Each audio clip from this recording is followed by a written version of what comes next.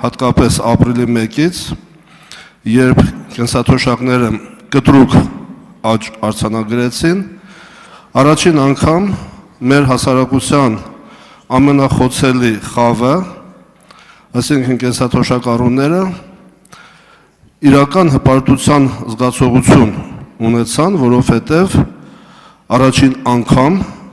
նրանք այլևս իրենց զավակների և թոռների համար ֆինանսական բեռ չեն։ Առաջին անգամ նրանց ստացած գումարը գերազանցում է կենսապահովման նվազագույն զամբյուղը և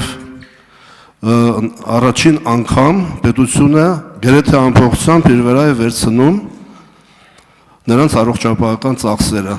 Աշխատանքի և սոցիալական հարցերի նախարարը վերջերս հայտարարեց, որ ամեն տարի գնաճի հետ կապված անդադ բարձրացվելու են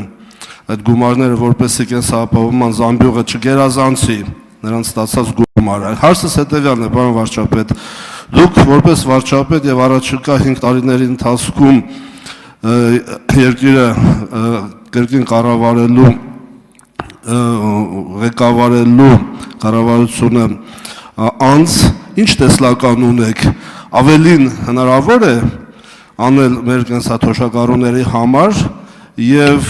հնարավոր է արդյոք, որ կենսաթոշակառուները ոչ թե նվազագույն ավարտում եմ, նվազագույն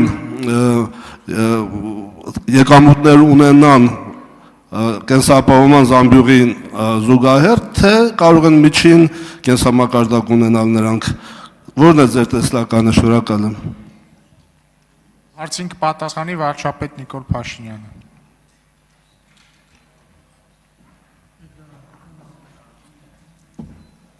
Շնորհակալ եմ, պարոն Թորոսյան, հարցի համար,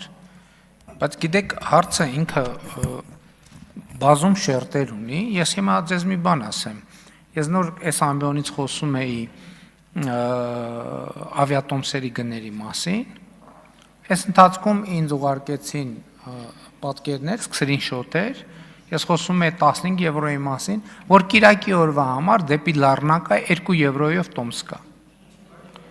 Այսինքն մեր թոշակառուները, այսինքն 900 դրամով Գյումրի Լառնակա ավիատոմս կա, դա երկկողմանի մասին է, չէ, որ չէ, մի կողմանի մասին է։